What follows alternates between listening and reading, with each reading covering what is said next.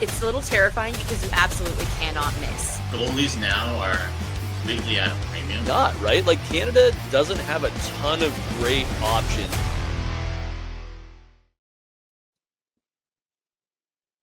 What's up? Welcome to the Big Show, hockey fans. I'm Michael Traikos. With me, as always, is Ryan Kennedy, and becoming our frequent guest here is Drew Shore. How you doing today, Drew? I'm doing great. Summer's winding down. Both my kids back in school and getting ready for hockey season. What about you guys? Same thing. Looking forward to Labor Day, and then the kiddies are off to school, and we can start talking more about training camp. But the one thing that's on everyone's mind right now is Olympic orientation camp opened up in Calgary with Canada's huge group of invites coming down. We'll talk a bit about Macklin Celebrini and some of the bubble guys that are going to be vying for that 13th forward spot. But, interesting things came about with Connor McDavid. He's in his last year of his contract, and, a lot of questions about will he not resign, or maybe more importantly, what does that next contract look like? I'll read off McDavid's quotes from camp yesterday. In regards to his contract talk, said, "I will take my time and go through everything. I have every intention to win in Edmonton. It's my only focus, maybe next to winning a gold medal with Canada." So for all those Toronto Maple Leaf fans that think Connor McDavid is going to be, leaving Edmonton after this year and coming to be a Leaf with Austin Matthews, maybe hold off on that. But what did you make of this, Ryan? McDavid saying that, basically, there is no question about him coming back to Edmonton. I think it's, am I wrong here? Is this going to be more about how long he signs for?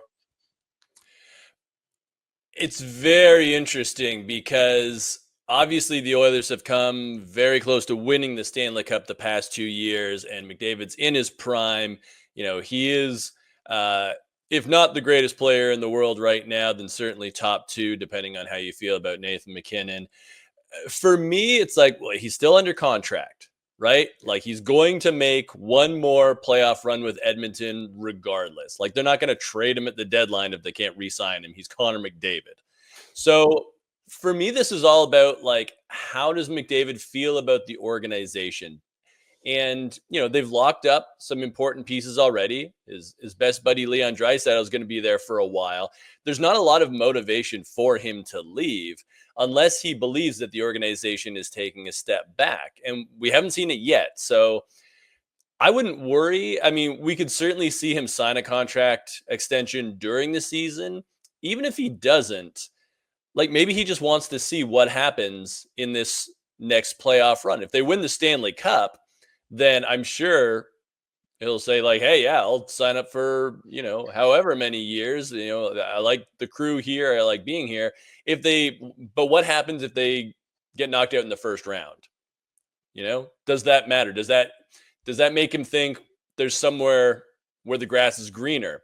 I'm not sure how many places there are that could afford his ticket at that point, but I would also gather that teams would probably move mountains of cap space in order to get McDavid. So I'm not concerned right now. He can take his time. He's Connor McDavid. Yeah. It seems like the pressure's on Edmonton now to build around them, especially after the offseason where you lose a number of guys and there's maybe a question mark as to whether this team is still, the number one contender to unseat Florida. What do you think, Drew? Yeah, I mean, I think if you look at it, right, if you look at the way the league is built now, I think that you can make an argument there's 5 to 8 teams that I think can really win the Stanley Cup. And I think that Edmonton is one of those again. Obviously made a couple changes in the offseason, but all their big guys are back. And I think that if I'm Connor McDavid, like, I think the true ability to have a chance to win a Stanley Cup, and hopefully for him, multiple Stanley Cups, is much more important than a couple $100,000 here or there on his AAV or kind of whatever you want to look at it like that. So I think for him, the most important thing is, do we have a real chance to win wherever I'm playing? And I think he still does that in Edmonton. And a big part of whether Edmonton is still going to be a contender, Drew and Ryan, is the fact of, like, how much is McDavid going to take as a salary? Like, honestly, he could be the highest paid player, without question. It's just a matter of, does he want to, really take every last dollar? And if so, what does that mean for the surrounding cast? Because, after Florida wins the Stanley Cup, I remember talking to Matthew Tkachuk, and he said, one of the criticisms about Edmonton is when things got tough and hard, everyone looked at Connor McDavid to be able to do it all by himself. And, you look at the Panthers team, and they had, whether it was Tkachuk, Barkov, Reinhart, Verhaeghe, Sam Bennett, Marchand, there was a long list of guys that were the hero on any given night. With Edmonton, it's either McDavid or Draisaitl, and it's kind of like rinse and repeat. So, is that a major concern when you're talking about how much money he's going to get? Well, the benefit is the cap is going up, and it's going up quite a bit in the next 3 seasons. So, McDavid, he certainly deserves to be the highest paid player in the league. But what is that number? Is it that sort of highest percentage of the cap, or does he say, you know what, like 15 million, 16 million? That's good for me. And again, I'm never going to make that kind of money. So it's easy for me to say, it's like, what's the difference between, 16 and 14 million a year times 8? In the grand scheme of things, whatever, that's like one speedboat or something. I don't even know what a speedboat costs.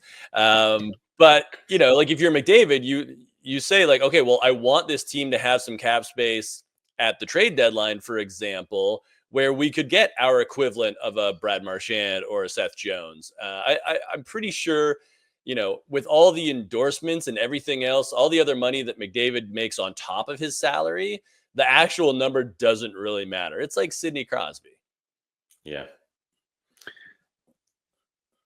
Yeah, I was just going to say, too, I think going back to that point a little bit, Ryan, you made up a great point. When a lot of people say, percentage of the cap is a way better way to look at it than the actual dollar amount value, right? You know what I'm saying? And I feel like that gets lost a lot of it, especially in mainstream media. But that's the most important number, like you just said, because it obviously people have said oh, no one's won with a ton of guys making over 9 whatever. But these guys were making 9 whatever in Tampa 5 years ago when the cap was much different than it's going to be now. So I just thought that was a great point by you. Thank you. So this kind of segues into our next segment here, guys. THN is releasing a fan survey. So hopefully we'll provide the link when you check out this episode. But if you go to thehockeynews.com, you'll see our fan survey is up, as well as if you follow us on social channels. And we're asking a ton of questions. So we want to hear from you, everything from best rink experience to whether fighting should go away. I personally don't think it should go away. But one of the questions is, who will be the best player in the NHL a decade from now? So 10 years from now, who's going to be the biggest star? And, obviously we're talking about Connor McDavid. Is Connor McDavid the guy when we're looking 10 years from now, Ryan? Is he still going to be the NHL's biggest star? That's interesting, because if you think about it, he'll be in his late 30s by then. And again, I think at that point, he'll be the Sidney Crosby of the NHL, that venerated veteran who has done it all. Hopefully for his sake, he has a cup or two under his belt by then. But I don't think he'll be the biggest star, because again, right now he is, because he's still in his prime, and that superstar prime goes for a bit longer. I'm going to throw out 2 names because I'm going to distinguish between best player and biggest star. In 10 years, I think the best player will be Macklin Celebrini. But I think the biggest star could be Gavin McKenna. And the reason I distinguish that is McKenna's a winger, Celebrini is a center. And, we've already seen just in his rookie season, Celebrini was such an amazing player for the Sharks, but you could tell with that battle level, the emerging two-way game, he's going to be able to put up, 80, 90 points every season, but also be responsible in his own end and do all the little things right. Gavin McKenna, who we're going to be talking about a lot this year, is the number 1 prospect in the 2026 NHL draft. He is going to be fireworks, right? He's going to be highlight reel. He plays on the wing, so he's not going to be able to affect play in his own zone as much as a center would.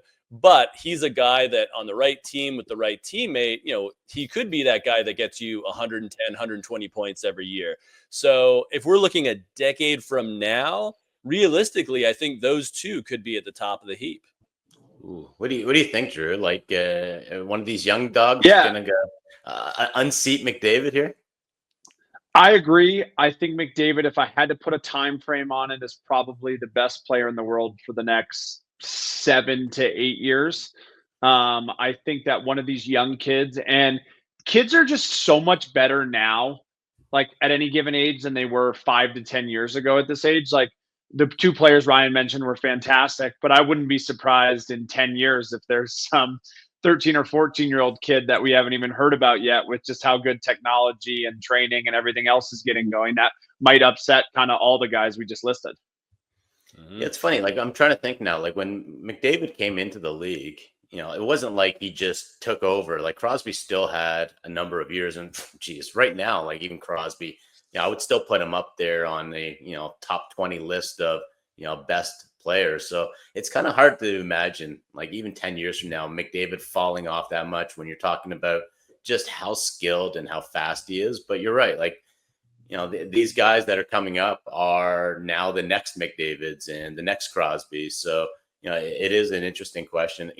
Me personally, I'm going to take the guy I know. So I'm going to say McDavid, even into his 30s. Like we're seeing Alex Ovechkin score into his 40s here. So, I don't think the fall off is going to be that extreme. All right, next question here. Which NHL team has the best arena? And we're talking about fan experience. We're talking about media experience. And Drew, even just for a player, did you have a favorite rink that you loved going to, whether you just had success or it was just the amenities maybe? Well, the easy answer for me was definitely playing against the Colorado Avalanche, but that's just because I'm from here. They were always a great team when I was here, and just got to have so many family and friends go to the game. But in terms of overall experience, I think MSG in New York is probably like the coolest, just because it has so much history.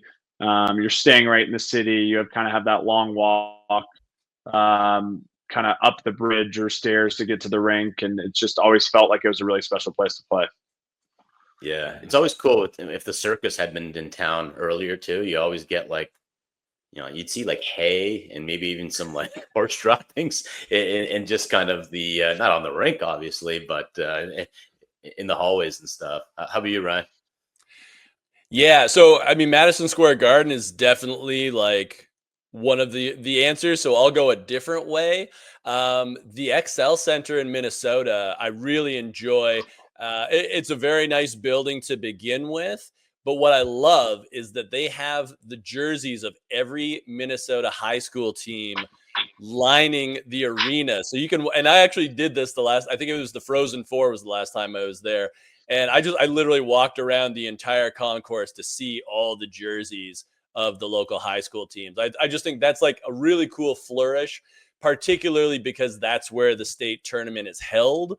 And because, high school hockey in Minnesota is like high school football in Texas. So for me, that's like a very unique thing that kind of only Minnesota could do, and they do it very well. Yeah, this is a tough one for me. Like, honestly, it's hard not to pick the Bell Center in Montreal just because of the history. And you go there and it feels like every single person you run into in Montreal is just a diehard Habs fan. So just for that, I would have to always put Montreal first. But if I'm looking like non-traditional markets that maybe people aren't even aware of, I had a blast covering the Stanley Cup final in Nashville. That crowd, if you've never been to a Nashville game, especially a playoff game, you've got to go. Like the crowd is, they got those college style chants where, after a goal against the opposition, they're always like, it's all your fault. It's all your fault. Like I get a kick out of that. The other one is Tampa Bay, like what used to be Amalie Arena. Now I guess it's Benchmark. Change the names, whatever. But the Tesla coils, such a cool little feature. And, again, it's kind of a sneaky good market. Like Tampa Bay, obviously after winning, back-to-back championships and going to the final 3 years, like they've really built up a great hockey crowd there. Vegas too. I would say like covering a Stanley Cup in Vegas, like the fans are fantastic at T-Mobile. And I mean, the rink is obviously pretty new and it's in a great location. So, and they have the legendary, game production with everything they do with the Knights and the drummers and everything. So shout out to Vegas as well. Hey, Drew, did you ever have any like just better luck at certain arenas for whatever reason? Yeah, certainly. I remember the opposite side of that. I remember back in the day when San Jose was really good. It was like every time you went to San Jose, I felt like we lost 7-2, and I was like -2 or 3. Those were in like the heydays where they had like Thornton, Pavelski, Marlowe, and I felt like back then, I know it's shifted a little bit, but they had an amazing crowd, and it felt like you just went in there and didn't touch the puck for 60 minutes and got beat 7-2 and got out of there. So I remember that. I probably had the best game of my career in Pittsburgh. So I always liked playing there. So that would probably be the one on the opposite side. Yeah. You never played at Old Mellon Arena, did you? No. Okay. That's another one. Just, as a media member, you're right up against it felt like the roof, and the sound just bounced right off. Really cool atmosphere. All right, moving on. It was a rough year for coaches. It always seems to be a rough year for coaches in the NHL. Not a long shelf life for NHL coaches, but 2 coaches who were hired last summer didn't even make it into year 2 with their franchises, with Dan Belsma being fired in Seattle, as well as Jim Montgomery in Boston. So of the coaches who are going into year 2 with their teams, who do you think has the safest job, and who do you think's on the hot seat? So the options here are Sheldon Keefe in New Jersey, Travis Green in Ottawa, and Craig Berube in Toronto. So let's start with who's in the safest spot here of those 3 guys. Let's start with Drew. Oof, that's a tough question. I think Craig Berube is on the hot seat the most, and I think that's just because I don't think it has anything to do with the way he coaches. I'm a fan of the way he coaches. He obviously is a Stanley Cup champ, but I just think it's part of the day-to-day and being in Toronto, and especially with kind of what's transpired over the last couple of years. So he would be on the hot seat. In terms of, I think the safest for me is probably, are we including Montgomery and those guys in there or no? No. No. Well, Montgomery, yeah. Where's Montgomery right now? St. Louis. Yeah. I don't know. I mean, I think that like when he came into St. Louis this year, it was pretty crazy, their turnaround. He's obviously had a ton of success as a coach, and I feel like he was able to kind of flip their season around really quickly. Obviously, the addition of Cam Fowler and some of those other guys helped, but he'd be the safest to me. But I just think that any coach coaching in Toronto is probably on the hot seat more than others. I actually think of those 3, and I don't think the seat is very hot on any of them. I would go Sheldon Keefe because, New Jersey, they've had some sort of fits and starts in the Jack Hughes era, and obviously Jack Hughes being hurt last year really dented any hopes of them making a run.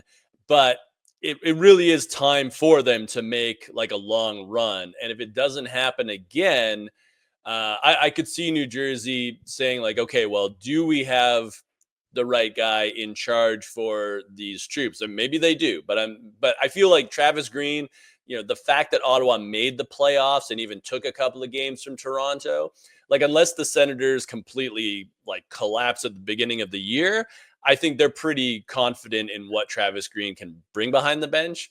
And I mean, with Berube, Drew, you're right. The pressure's always on in Toronto, but I also think that, he did get them to the second round, and they did put a scare into Florida, and that's more than, any of his predecessors could have said.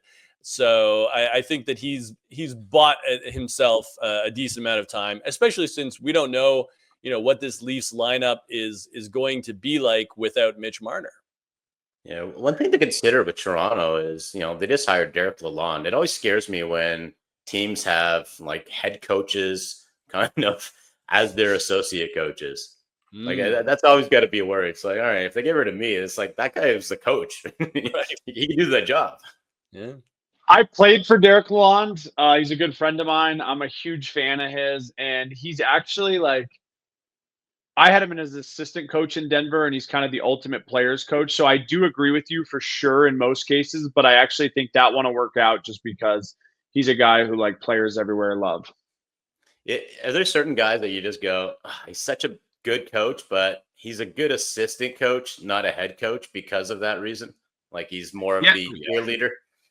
Yeah, certainly. I just think that like certain guys have better fits to do both. And then something else people don't realize too is like on an NHL bench, every team runs kind of their responsibilities so differently, if that makes sense. You know what I mean? Like on some teams, the head coach is really involved in, say, the power play and the penalty kill. On other teams, the head coach basically delegates 98% of that. So I think it's very different. And I think kind of that can have a huge factor on just kind of how those relationships work or don't work in terms of bringing past previous coaches in.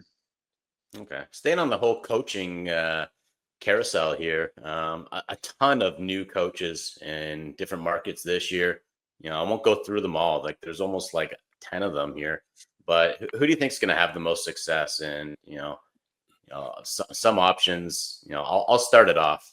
I think personally, I'm looking at Mike Sullivan. I think him going to New York is going to be a huge shot in the arm for a Rangers team that really underachieved last year. I'm a big Sully fan.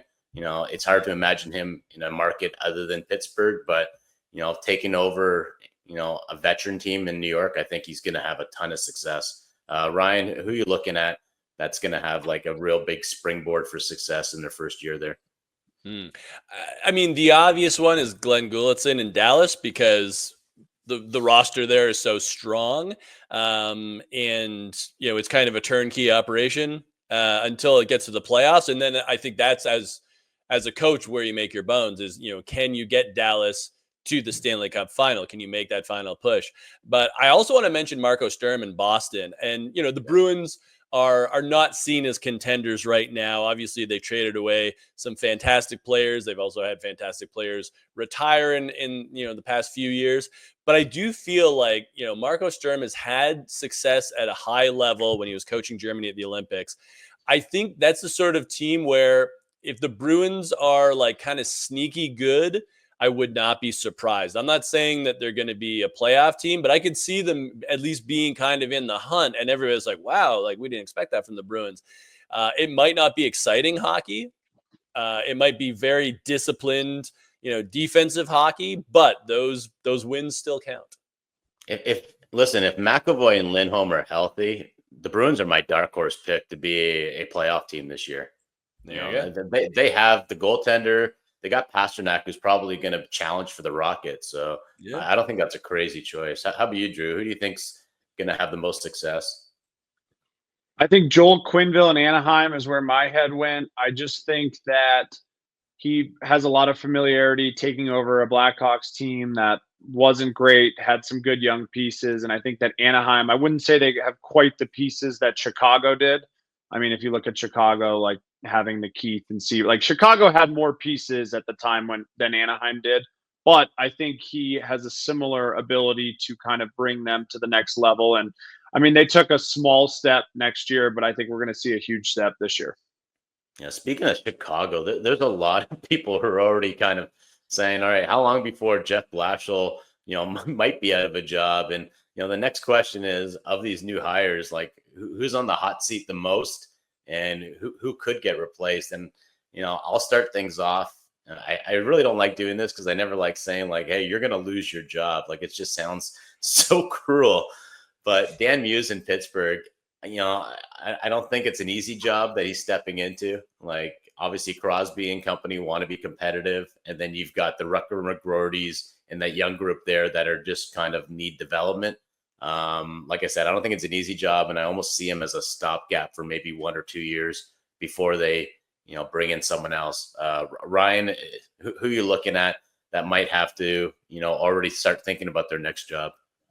Yeah, I actually think Muse will be okay because I think Pittsburgh's brass is more realistic. Like as much as Crosby wants to be a contender, I think Kyle Dubas and company are like, we're nowhere near being contenders. And I think Muse will get a bit of rope there.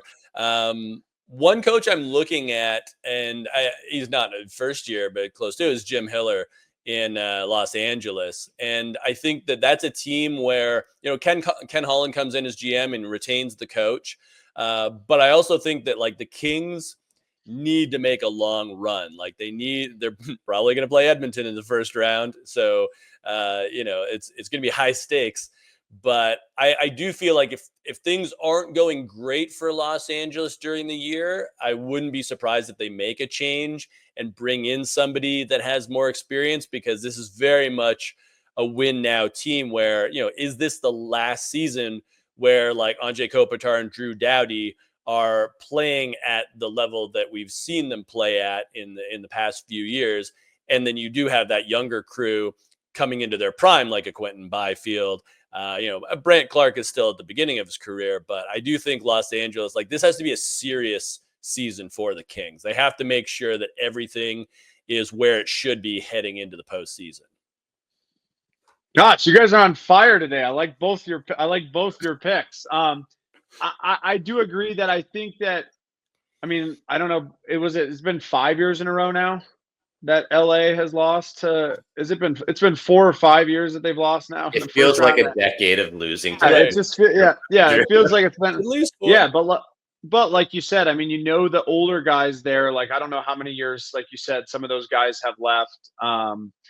I am a big fan of Jim Hiller as a coach. I think he took a lot of flack for a decision that he made with multiple other people that were involved, and he kind of just owned it in the media press conference after they clearly made a mistake on, it was either the offsides or the goalie interference or what it was. So I liked how he handled that, and I kind of feel like I'm rooting for him because of the way he handled that.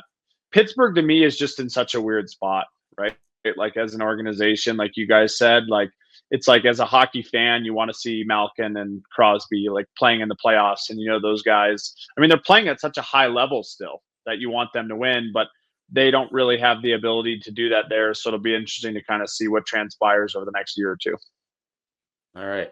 So speaking of old guys, we're talking about Pittsburgh, we're talking about LA. Let's talk about Alex Ovechkin, who's going to be turning 40 on September 17th, which is just insane. Like, one of my first years on the beat was Alex Ovechkin's rookie year. So it's crazy when these guys are kind of nearing the end of their career. But he had 44 goals last year in 65 games. I think it was like a 55 goal pace, which again is just insane. The record for turning 40 and scoring goals was set by Gordie Howe in 1969 when he scored 44 goals. So what do we think? Does Ovechkin have a chance at breaking Mr. Hockey's longevity kind of record here? He has a chance, but if I was to, take odds on it, like, I would take the under. And I know we're going to talk about Washington in a bit, but I think it's more realistic to see him getting in the sort of like late 30s, like maybe 40. And I know it's only 4 between 40 and 44, but I think he probably comes up a bit short on that. Yeah, because, they were all last year was about getting the record to beat Gretzky. Exactly. That's not going to be the case anymore. Now it's just about, it almost feels like they're going to be coming off a big kind of, the honeymoon is over, so to speak. What do you think, Drew? Like, are we going to see Alex kind of, be in the mix for the Rocket, or is it going to be just kind of a ho-hum season? I think it's going to be a ho-hum season, which I almost feel bad saying because, after what he did last year, it just seems crazy. But I just think that, he's broken the record now. I think their team's going to be okay. I just see it being a ho-hum season for him.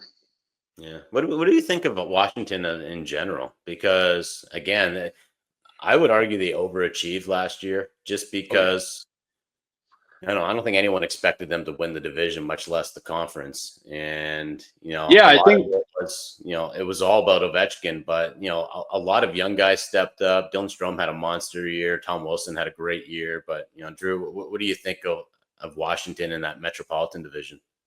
Yeah, I think it was cool to see how they rallied around him breaking that record. And you could obviously tell how excited his teammates were. And I think they overachieved. Like you said, that's kind of why I was saying ho-hum season for him personally, just because I think there'll be a little bit of a regression there in certain spots, but they definitely still have some great players and are never out of the mix. Yeah. For me, the really telling stat about Washington's season was that Dylan Strome, Alex Ovechkin, and Alexi Protas had absolutely insane shooting percentages. Like Alex Ovechkin shot 18.6% last year. That was the highest he has ever converted in the NHL. Even back in his prime, he never hit 18.6, right? Like at his best, he was sort of in the 15% range. And Strome, I think, was above 20, and I think Protas was around there as well. You know, the typical average, I think, is sort of around 12% for a typical NHL shooter. So right there, you're probably going to get some regression. And I think that, you know, when you look at the playoffs, that was probably more of what Washington was, where it's like, yeah, they took care of Montreal, but then they got swamped in the next round by Carolina. I do think that, you know, they do have some good young players coming up. Like Ryan Leonard's going to be really fun. You know, Miroshnichenko, we'll see if he can take another step. Hendrix Lapierre. But I do feel like everything went right last year. And it typically, you know, I'm not like, I don't know advanced stats very well, but I know what they tell me. And I don't expect those guys to shoot the lights out 2 years in a row like that. The other weird thing that happened last year was the Metro was just like so topsy-turvy. Like, I don't think anyone saw the Rangers falling off the way they did. New Jersey dealt with injuries. You know, the Islanders went from being like a really good team to a team that ends up getting the number 1 overall pick. So it was a bit of a mess that way. Kind of a weird spot to be a Penguins fan right now, because you still got Crosby, you still got Malkin and Letang. And for now, you still got Erik Karlsson. You know, are you expecting, you know, one of those 4, you know, probably not Crosby, obviously, but one of them to be traded? And, you know, how many of those, you know, big 4 do you see finishing the season, or, you know, finishing their contracts out with the Penguins? Yeah, I mean, Crosby's not going to go anywhere unless he wants to, right? But I don't see that happening. Malkin is on the last year of his contract. I think you just let him play it out, and then he probably retires, or maybe he goes back to Russia and plays in the KHL for a season or two, because I don't see him playing for another NHL franchise necessarily. Letang, he's got a couple more years, but he does have a no move clause. So it's kind of up to him. But at the same time, like, what team would want Chris Letang at this point in his career with that amount of years left on his contract, which leads Erik Karlsson.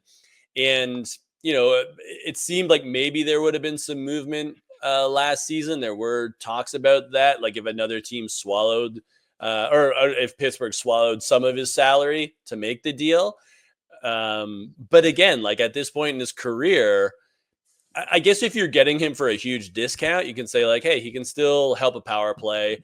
You know, maybe we need somebody in that role, and maybe it's a rebuilding team or something like that. But it's just not really appetizing. Like if you're a contender, I don't think it's much of a fit.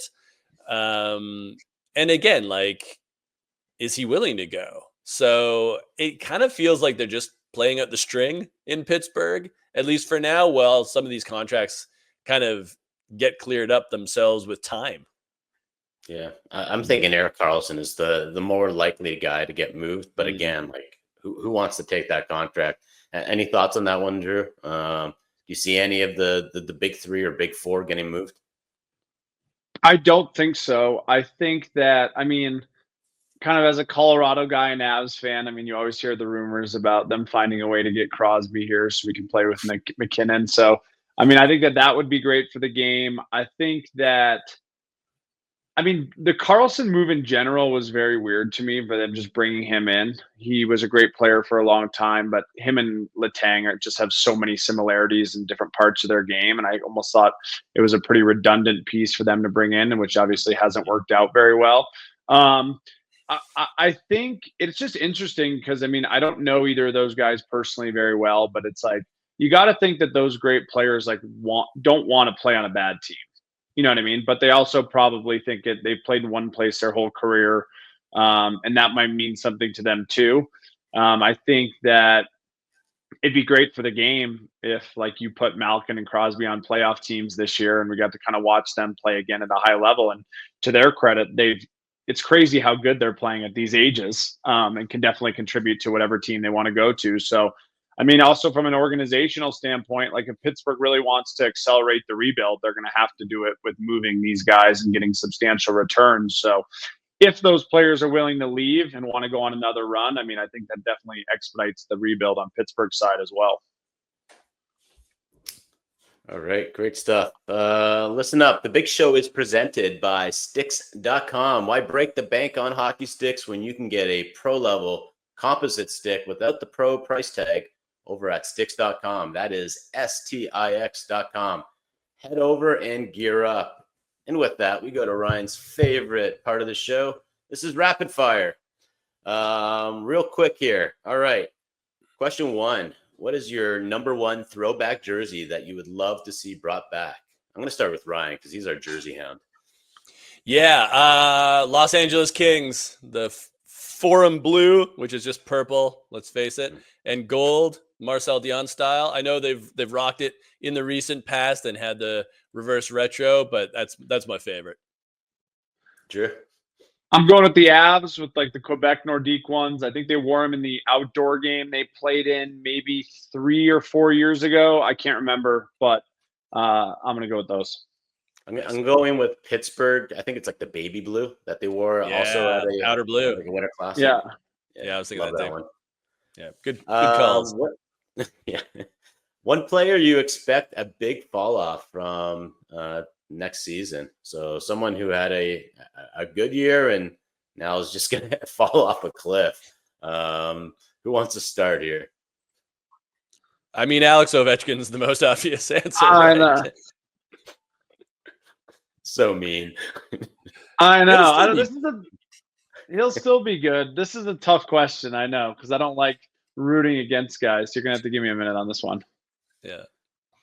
I think Alex Ovechkin's probably the safest answer, and it's just for the same. Like, Father Time remains undefeated, so eventually you're just gonna fall off that cliff, and you hate to see it because like I said, like it feels like ever since I've been a hockey fan or a reporter, it's always been Crosby and Ovechkin at the top, and then eventually it's not going to happen.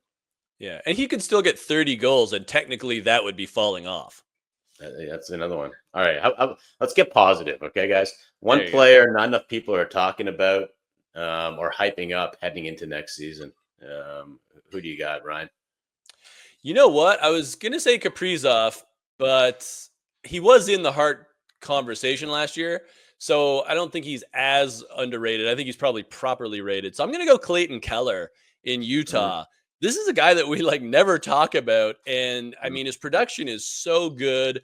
And the Mammoth are a team that I think are going to be on the rise, and he is sort of the centerpiece there for them. So I'm going to shout out to Clayton Keller.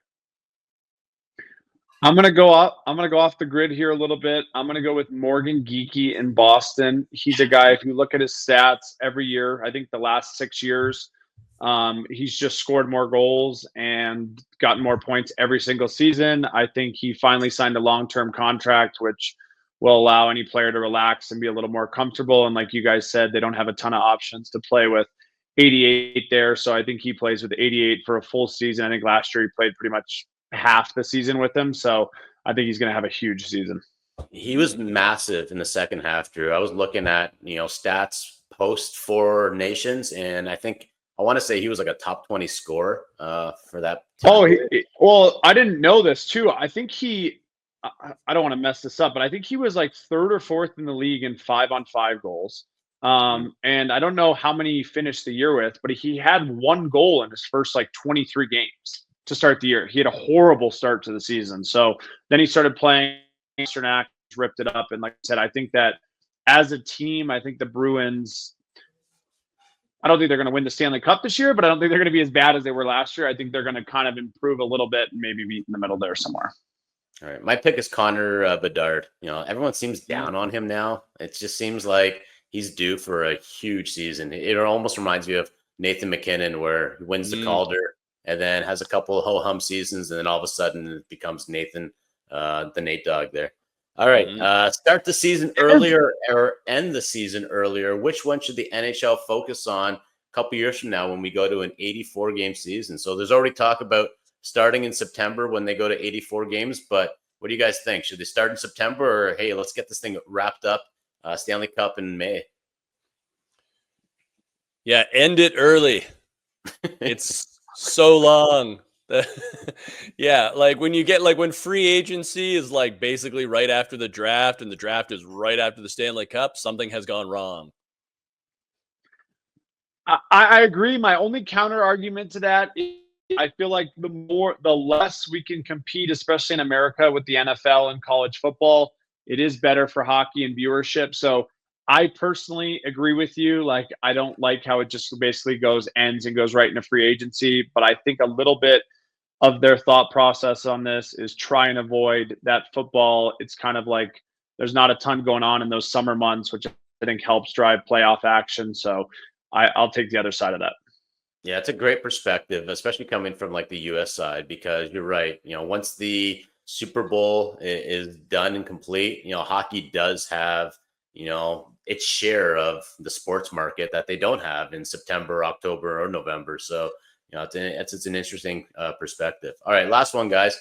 Sidney Crosby was saying that Macklin Celebrini has earned the right to be in the conversation for the Olympics.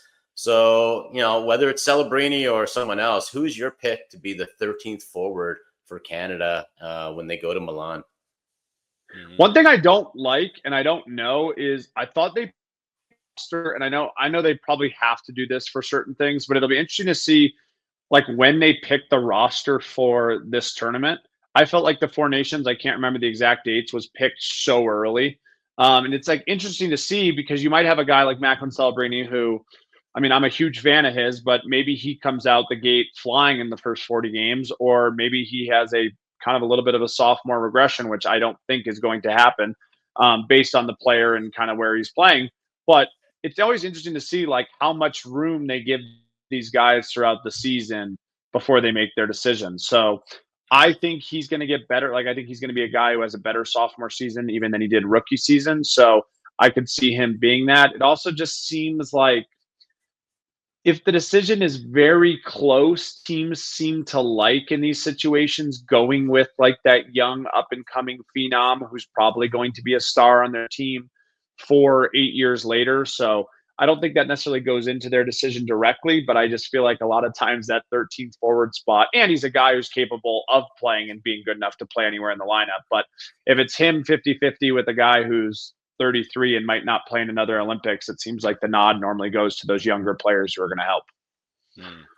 I'm going to go with either Tom Wilson or Nick Suzuki because I believe Macklin Celebrini will be the 11th or 12th forward, not the 13th. Wow. You're high on Celebrini. You've always been a big guy.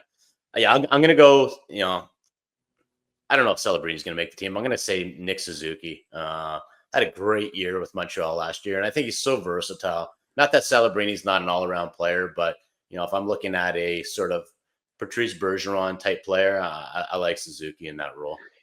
It's really weird how like he plays in Montreal, one of the biggest markets. He does play very similar to Patrice Bergeron, but I still feel like he's like underrated or under talked about in the general media, which doesn't make any sense because of the two things I just listed. But I completely agree with you in that sense. I don't know why that is. Well, we're going to end on that because it's rare that, Drew and Ryan are both agreeing with me. So thank you very much for listening to The Big Show. As always, thanks to the Hockey News as well as Sticks.com and True Hockey. We will see you next time. For Drew and Ryan, I'm Michael Traikos.